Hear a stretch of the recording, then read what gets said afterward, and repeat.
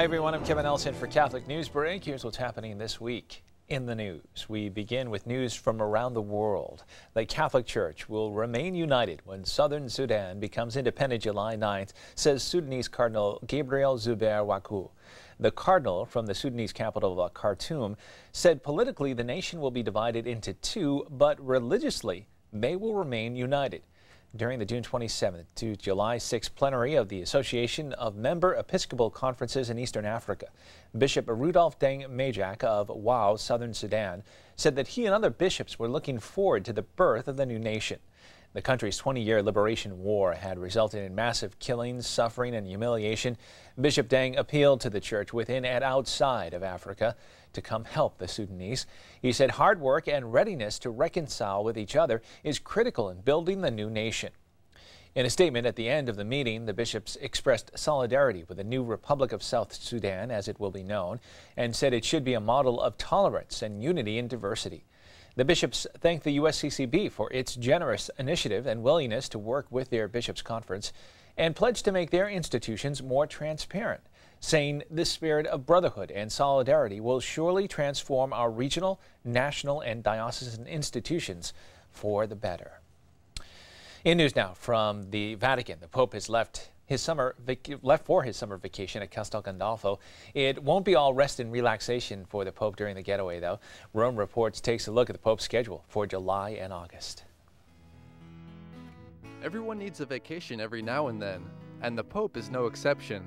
This week, Benedict XVI will head out to his usual spot, Castel Gandolfo, a small village just south of Rome. Things won't be as busy as they are in the Eternal City, but still, the Pope will have plenty to do. On Sundays, he'll hold the Angelus and Papal Blessing for the public, and on his free time, he's reportedly planning on finishing the third and last part of his book, Jesus of Nazareth. The Pope plans to stay at Castel Gandolfo for the entire months of July and August, and most of September, but there will be some exceptions. The Holy Father is planning on going to Madrid for World Youth Day in August, and also to Germany from September 22nd to the 25th. During the months of July and August, there won't be any general audiences in St. Peter's Square.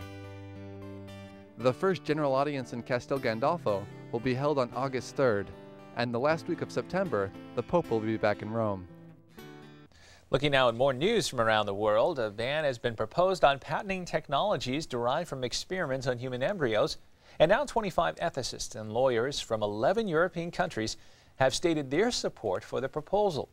In a letter to the journal Nature, the group, led by David Jones, director of the Anscombe Bioethics Centre in Oxford, argued that commercial interests were not sufficient to decide European policy. Anscombe Bioethics is an institute serving the Catholic Church in Great Britain and Ireland.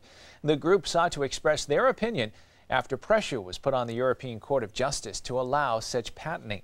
Judge Yves Bott, one of its 8 advocate generals, feels that it should be forbidden, and he's recommended that European law should not allow inventions derived from human embryos to be patented for industrial or commercial purposes. He argued that patents were not allowed on the human body at the various stages of its formation and development, including the embryonic stage. And finally in the news, Jean Woodford planned and carried out 4 executions as a warden of San Quentin State Prison. Woodford said the executions have weighed on her as well as everyone involved. She is now the executive director of the national organization Death Penalty Focus, based in San Francisco. Raised a Catholic, she had a moral opposition to the death penalty, but Woodford also cites several practical reasons for working to end capital punishment. According to Woodford, capital punishment is ineffective, costly, and it harms everyone involved. July 2nd marked the 35th anniversary of the reinstatement of the death penalty by the U.S. Supreme Court, which said in Gregg v. Georgia that capital punishment is not inherently cruel and unusual punishment in violation of the 8th Amendment to the U.S. Constitution, as long as certain sentencing procedures are followed. According to the Washington-based Death Penalty Information Center, since that 1976 decision, 1,258 people have been executed. More than 3,200 are sitting on death row, including 713 people in California.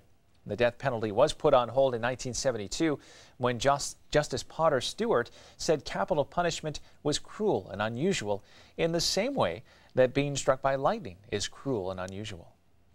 Well, that is all the information we have for you this time. Please stay with Catholic TV for more Catholic news. Until then, I'm Kevin Nelson, and I'll see you next time on Catholic Newsbreak.